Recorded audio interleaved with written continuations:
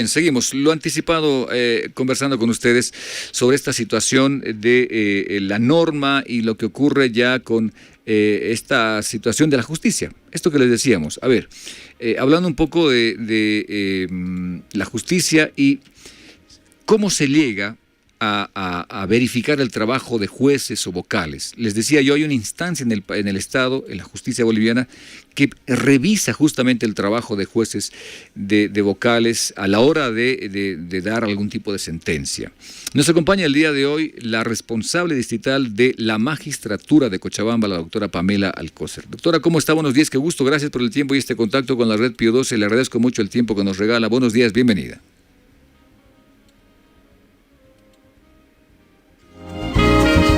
Creo que nos oye. La doctora Pamela está ahí. ¿Me escucha, doctora? Ahora, bien, qué pena. Teníamos un problema en la señal. Ahora sí. La tenemos en comunicación, ahora sí la tenemos perfectamente y nos oye. Decía yo, nos acompaña la doctora Pamela Alcocer, la representante distrital de la magistratura en Cochabamba. Doctora, ¿cómo está? Buenos días, bienvenida. Muy buenos días, Pamela Alcocer, secretaria distrital del Consejo de la Magistratura. Doctora, qué gusto, gracias de verdad por el tiempo que nos regala esta mañana. Yo hacía una introducción respecto a que en el sistema de justicia tenemos una instancia que se encarga de revisar el trabajo de jueces, de vocales, un poco pensando en que también son seres humanos y pueden equivocarse, o en algún caso pueden tener presión. Esta instancia de la magistratura que se encarga de revisar esto, debo preguntar, ¿está en pleno funcionamiento? ¿Qué tipo de competencias tienen ustedes a la hora de hablar, de revisar el trabajo de jueces, de vocales, por favor? Sí, muy buenos días. Hay que aclarar a la población que sí, evidentemente el Consejo de la Magistratura es parte del órgano judicial, que obviamente es la parte que le compete, de acuerdo a la Ley 025, ejercer el control y fiscalización sobre la actuación de los jueces, como también de los secretarios y auxiliares que obviamente trabajan en los diferentes juzgados, tanto de los tribunales departamentales de justicia, como también los tribunales agroambientales. Prácticamente nosotros estamos a cargo de poder ejercer ese control, fiscalización sobre el actuar de ellos en cuanto a las faltas disciplinarias que estos puedan cometer, ya sea en cuanto a que incurran en un maltrato a los sujetos procesales, en cuanto incurran a la demora negligente en la atención de los procesos que les competen bajo su administración de justicia, y que obviamente estos procesos que nosotros iniciamos tienen por objetivo sentar una sanción ejemplarizadora. En este caso, por ejemplo, tenemos como sanciones a las faltas leves, graves y gravísimas que puedan cometer estos jueces, los jueces, como también los otros servidores de apoyo judicial, que ya los mencionaba, que pueden ser que vienen desde una suspensión de sus funciones sin goce de haber de hasta 30 días, descuentos hasta el 20% de sus haberes, así como también la sanción máxima que establece, de acuerdo a la normativa, la destitución misma del cargo, ¿no? Entonces estamos viendo que lo más concurrente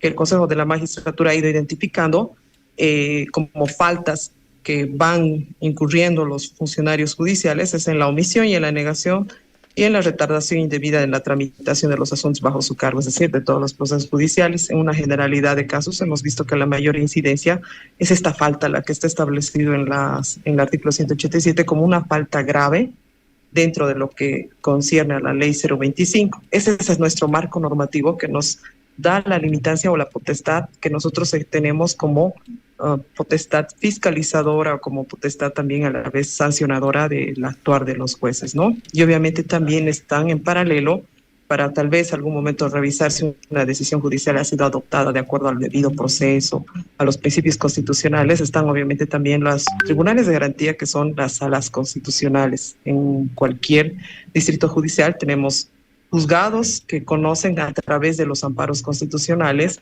que si esa decisión judicial hace un control de que si esa decisión judicial ha sido o no ha sido debidamente pronunciada de acuerdo a la normativa, de acuerdo a ley, ¿no? Esto para evitar las resoluciones contrarias a la ley, ¿no? Ese es el control jurisdiccional que se hace en el mismo ámbito del Tribunal Departamental de Justicia, y por el otro lado, en paralelo, nosotros hacemos ya un control más disciplinar de cómo se están procediendo en sus actuaciones de día a día los juzgadores, ¿no? Bien, doctora, yo sé que en esto de las competencias y los poderes del Estado, las instancias del Estado también en el sistema de justicia, no se pueden contraponer, pero sí controlar, como usted bien dice. Ahora, pregunto aquí, en el caso concreto, hace semanas atrás hemos tenido la información, y es público esto, de que el Tribunal Supremo de Justicia ha ordenado ha instruido, esa es la palabra correcta, instrucciones, lo que se envió, de revisar casos por el tema de la detención preventiva, en cuanto a decisión y a plazos, decía. Ahora, pregunto acá, porque han habido un montón de casos que han resuelto, se han revisado, y la gente salió en libertad, ya no está detenida preventivamente. Incluso han llegado a los casos más llamativos, que han sido los casos políticos, la expresidenta Yanine Áñez y otros, que han tenido ese mismo tratamiento.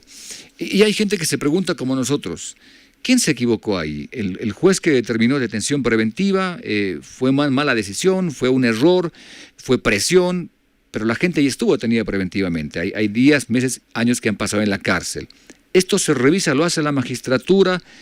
Alguien podría denunciar de repente, a mí me han tenido en la cárcel tanto tiempo y resulta que no tenía que estar detenido preventivamente, podía estar fuera, pero ya estuve en la cárcel. ¿Alguien podría hacer una denuncia, una queja a la magistratura sobre el tema al Consejo, perdón? Claro que sí, en cuanto a al poder identificar una falta grave, le decía, ¿no? Lo que generalmente ocurre es que hay una demora dolosa, por ejemplo, en los casos específicos que solamente lo tomamos como ejemplo, que obviamente el control jurisdiccional lo tiene siempre el juez, el juzgador, de ver que el cumplimiento de plazos se cumpla, ¿no?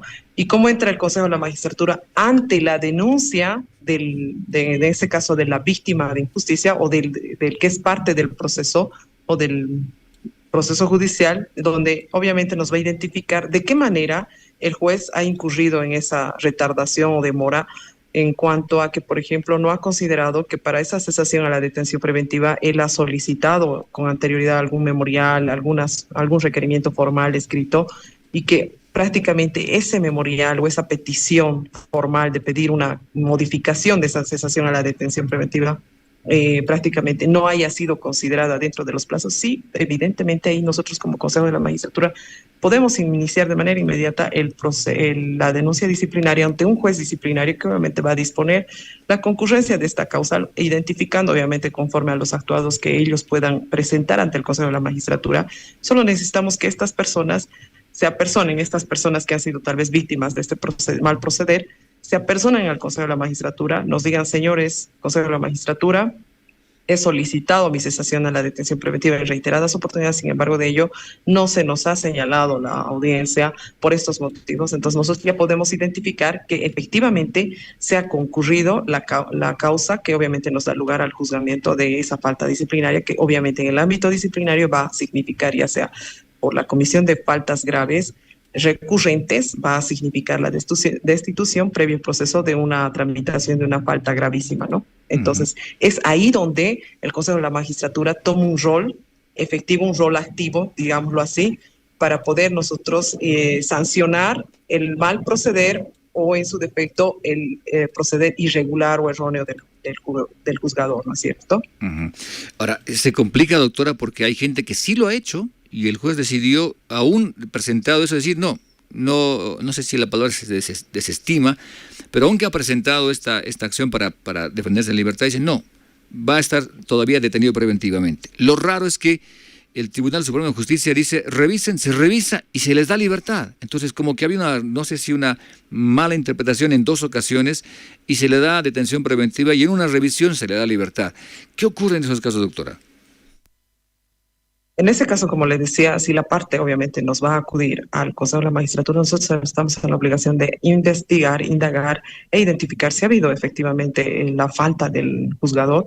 Nosotros iniciar inmediatamente el proceso disciplinario y prácticamente imponer la sanción que corresponde al juez. Si este va a concurrir en que lo hacía de forma recurrente en varios procesos y no es el único proceso, prácticamente estamos hablando ya de la concurrencia de una falta gravísima, y con ello obviamente motivar la destitución o prácticamente ejecutar la destitución del juez o juzgador. Ahora, doctora, ustedes conocen, y debo preguntar dos cosas acá. Primero, ¿solamente es ante denuncia de oficio? ¿No puede actuar el Consejo de la Magistratura en algún caso? Por ejemplo, en este caso evidente de que ha habido más de 200 personas que han sido beneficiadas con la libertad, o por lo menos con defenderse en libertad en estos casos, que estaban detenidos preventivamente. ¿Esto no es evidente ahí? ¿No habría que revisar de oficio o hay que esperar la denuncia, por favor? También hay las acciones programadas por el Consejo de la Magistratura que obviamente pueden ser también de oficio, ejercer ese control, fiscalización, de entrar a revisar, pero como ustedes sabrán, en el caso de Cochabamba tendríamos que entrar prácticamente a intervenir el juzgado y hacer un trabajo de control, fiscalización, de revisión de expedientes al azar, ¿no? De revisión de oficio, prácticamente parte nuestra. No es que está limitado solo, únicamente a la denuncia de las partes intervinientes del proceso. También podemos hacer una intervención de oficio. ¿Y se va a hacer algo así con estos casos que han ocurrido? No.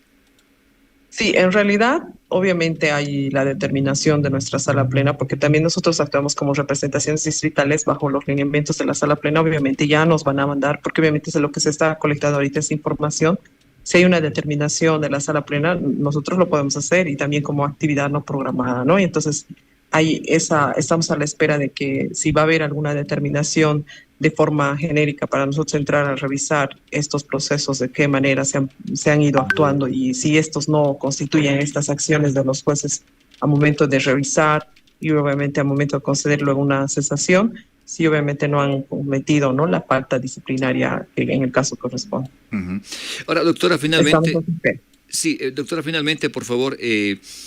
hablaba yo con un expresidente del Tribunal Departamental de Justicia y nos decía él, bueno, la excepción es la detención preventiva, pero es lo que más hoy se hace, se detiene a gente preventivamente en un porcentaje altísimo. No debería ser la detención preventiva el camino más directo, pero es lo que más está ocurriendo ahora.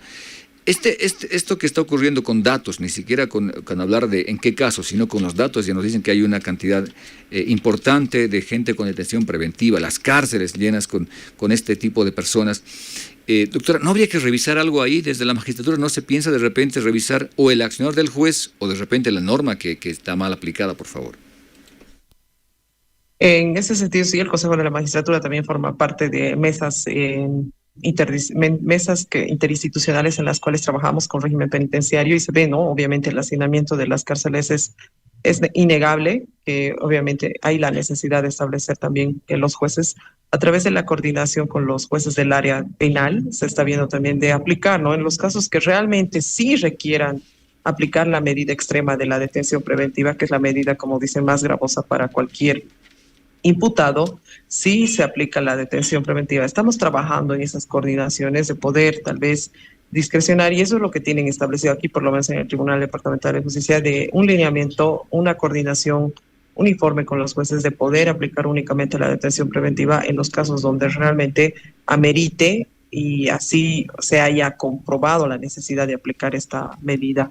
Sin embargo, de ello también es menester mencionar que el Consejo de la Magistratura viene trabajando también en estas mesas propuestas de que obviamente también se establezcan las detenciones domiciliares como una alternativa, ¿no?, de garantizar tanto la tramitación del proceso judicial, que ese es el alcance de estas medidas cautelares que se imponen a los denunciados.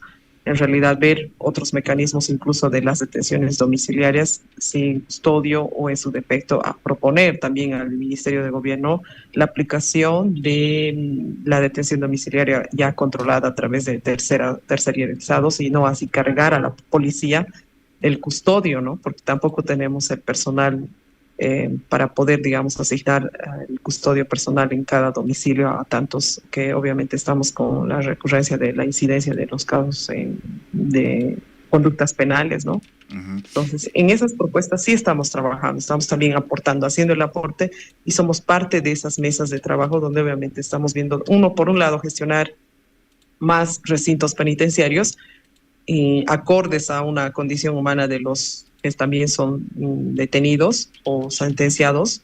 Y también, por otro lado, estamos trabajando en elevar propuestas de que también se vean otros mecanismos como las detenciones domiciliarias. Y por otro lado, también está la coordinación con los tribunales, de que ellos, a través de sus coordinadores de área, también van controlando los lineamientos o la adopción de estas medidas cautelares que van imponiendo los jueces, que sea bajo ese lineamiento, solo de acuerdo a la norma, que solo en los casos que realmente sean indispensables aplicar esta medida, se dé esta detención preventiva. Uh-huh. Doctora, finalmente, a tiempo de agradecerle por esta conversa con nosotros, de verdad que útil y qué importante escucharla. Esta instancia de la justicia es muy importante porque es una instancia que tiene un trabajo doble, porque es un trabajo de hacer esto de impartir la justicia, pero revisar el trabajo de otros también es bien complicado, no es un lugar fácil en el que están ustedes, están justo al medio, ¿no?, entre quienes denunciamos y los denunciados, es complicado esto de la magistratura.